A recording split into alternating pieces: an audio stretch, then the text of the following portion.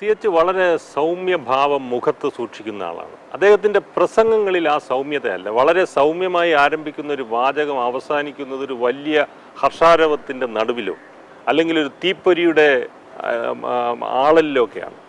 ആ പ്രസംഗ ശൈലി താങ്കളും രാഷ്ട്രീയ പ്രസംഗങ്ങളിൽ ഈ ഇപ്പോൾ കാണുന്ന മുഖത്തെ ചിരിയും സൗമ്യതയും അല്ല. താങ്കളും ഈ ചെറുതിൽ നിന്ന് തുടങ്ങി വലുതിലേക്ക് കത്തിക്കാനുള്ള ഒരു പ്രസംഗ ശൈലിയുണ്ട്. അത് പിതാവിനെ ഏതെങ്കിലും തരത്തിൽ പിതാവിൽ നിന്ന് പകർത്തിയതാണോ അതെ താങ്കൾക്ക് ജന്മനാ കിട്ടിയത് തന്നെ?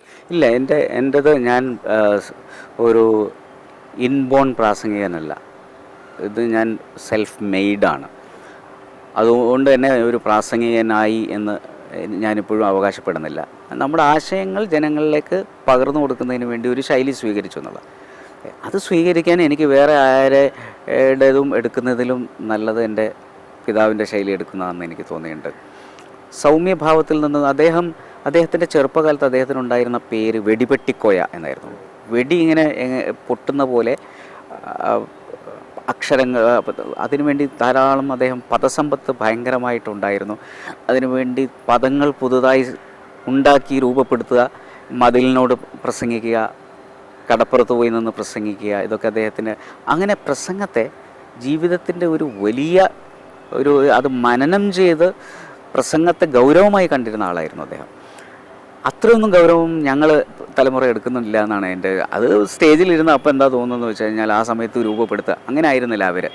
അത് എൻ്റെ പിതാവിൻ്റെ മാത്രം സ്വഭാവമായിട്ടല്ല ഞാൻ കാണുന്നത്. അരങ്ങിൽ ശ്രീധരനായാലും, അരങ്ങിൽ ശ്രീധരനൊക്കെ അന്നത്തെ പി ഉമ്മർ കോയ, ഇവരെ പോലെയുള്ള പ്രാസംഗികരൊക്കെ അന്ന് പ്രസംഗങ്ങൾ എന്ന് പറയുന്നത് ഒരു വളരെ ഗൗരവമായി കാണുന്നത്. അവരുടെ ഒരു പ്രസംഗം കഴിഞ്ഞാൽ നമുക്കൊരു ഹിസ്റ്ററി എക്സാം പോയിട്ട് ടെക്സ്റ്റ് ബുക്ക് നോക്കാതെ എഴുതാൻ പറ്റുന്ന ഒരു അവസ്ഥയാണ് ഉണ്ടായിരുന്നു എന്ന് ജഗതി ശ്രീകുമാർ പറഞ്ഞിട്ടുണ്ട്.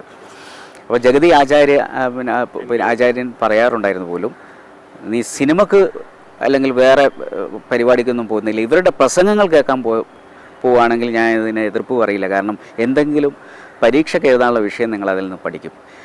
ആ കൂട്ടത്തിൽ അന്ന് ജഗതി ശ്രീകുമാർ പറഞ്ഞ പ്രസംഗങ്ങളിൽ ഒന്ന് എൻ്റെ പിതാവിനെ കുറിച്ചായിരുന്നു. പിന്നെ അരങ്ങിൽ ശ്രീധരൻ, പി ഉമ്മർ കോയ, ഇങ്ങനെയുള്ള ആളുകൾ.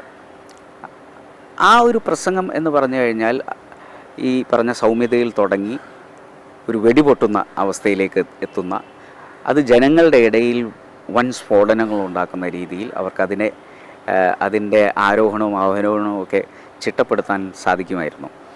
ഒരു ജനങ്ങളുടെ സൈക്കോളജി അവർക്കറിയാമായിരുന്നു. എങ്ങനെയാണ് ഏത് പദങ്ങളാണ് അവരുടെ മനസ്സിൻ്റെ അകത്തേക്ക് തുളഞ്ഞു കയറുക എന്നൊക്കെ അവർക്കറിയാം. അങ്ങനെയുള്ളൊന്നും ഗവേഷണമൊന്നും ഇന്നത്തെ രാഷ്ട്രീയക്കാരും എടുക്കുന്നില്ല. CH ജനിച്ചൊരു സാധാരണ കുടുംബത്തിലാണ്. സാധാരണക്കാരൻ്റെ പ്രശ്നങ്ങൾ അതുകൊണ്ട് തന്നെ നേരിട്ട് അറിഞ്ഞ് വളർന്നു വന്ന ആളാണ്.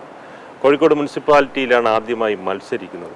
പടിപടിയായാണ് വന്നത്. താങ്കളുടെ തിരഞ്ഞെടുപ്പ് ജീവിതം ആരംഭിക്കുന്നത് കോഴിക്കോട് മുനിസിപ്പാലിറ്റിയിൽ നിന്ന് തന്നെയാണ്. CH ജനിച്ചതിന് അതുപോലത്തെ കുടുംബത്തിലല്ല താങ്കൾ ജനിക്കുന്നത്. ഒരു മന്ത്രിയുടെ കുടുംബത്തിൽ അല്ലെങ്കിൽ ആകുന്ന ആളിൻ്റെ കുടുംബത്തിലാണ് ജനിച്ചത്. അതുകൊണ്ട് വളരെ സാധാരണക്കാരൻ്റെ സാധാരണ പ്രശ്നം നേരിൽ അറിയാൻ താങ്കൾക്ക് അവസരം. ഞാൻ പറഞ്ഞു, എൻ്റെ പിതാവ് എന്നും സാധാരണക്കാരുടെ കൂടെ തന്നെയാണ് ഉണ്ടായിട്ടുള്ളത്. ആ ഒരു കുടുംബത്തിൽ തന്നെയായിരുന്നു ഞാനും. അപ്പം ഞങ്ങൾ ഡേ ടു ഡേ ലൈഫിൽ എന്നും കാണുന്നത് സാധാരണക്കാരെ തന്നെയാണ്. അപ്പോൾ ഞങ്ങളുടെ ലൈഫ് ഈ പറഞ്ഞ മന്ദിരങ്ങളിലാണെങ്കിലും അടിസ്ഥാനപരമായി എൻ്റെ പിതാവ് എപ്പോഴും പറയാറുണ്ടായിരുന്നു, നമ്മൾ വന്ന സ്ഥലം മറക്കരുത് എന്നുള്ളത്. അപ്പോൾ വായിൽ വെള്ളിക്കരണ്ടി ഇല്ലാതെ, നാവിൽ തേക്കാൻ തേനും വയമ്പുമില്ലാതെ, അരയിൽ കെട്ടാൻ പൊന്നരഞ്ഞാണോ പൊന്നയിലസോ ഇല്ലാതെ അത്തോളി എന്ന കുഗ്രാമത്തിൽ ജനിച്ചവനാണ് ഞാനെന്ന് എപ്പോഴും എൻ്റെ പിതാവ് അദ്ദേഹത്തിൻ്റെ പ്രസംഗത്തിൽ ആവർത്തിച്ച് പറയാറുണ്ടായിരുന്നു.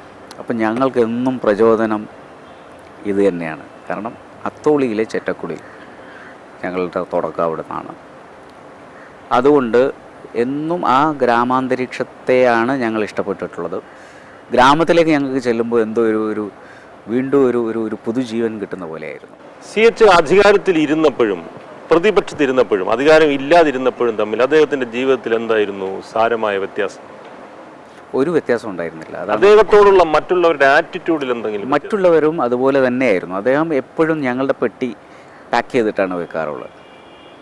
മന്ത്രിസ്ഥാനം നഷ്ടപ്പെട്ടാൽ ഒരു നിമിഷം പിന്നെ ഔദ്യോഗിക വസതിയിൽ നിൽക്കില്ല. സാധാരണ ഔദ്യോഗിക വസതി വിട്ടുപോകാൻ സ്വാഭാവികമായും കുറച്ച് ദിവസങ്ങൾ കൂടി കൊടുക്കും. പക്ഷേ സ്ഥാനം രാജിവെച്ചാൽ പിന്നെ ഒരു സെക്കൻഡ് അവിടെ നിൽക്കില്ല.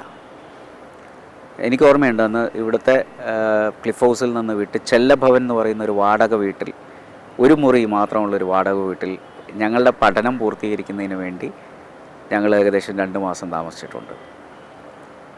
അത് വേണമെങ്കിൽ ആ ഒരു ഗവൺമെൻറ്റിൻ്റെ ഗ്യാപ്പിൽ കുറച്ച് ദിവസം കൂടി ഞങ്ങൾക്ക് ഔദ്യോഗിക വസതി ഉപയോഗിക്കാം. പക്ഷേ അതിന് നിൽക്കാറില്ല.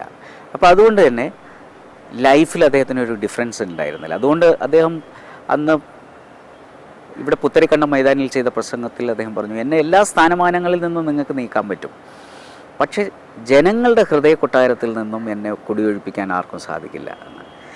അപ്പോൾ അദ്ദേഹം എന്നും ഇഷ്ടപ്പെട്ടത് ജനങ്ങളുടെ ഹൃദയമാകുന്ന മന്ദിരത്തിൽ താമസിക്കാനാണ്. മന്ത്രിമന്ദിരങ്ങൾ അദ്ദേഹത്തിൻ്റെ ഒരു ഇടത്താവളം മാത്രമായിട്ട് അദ്ദേഹം കണ്ടു.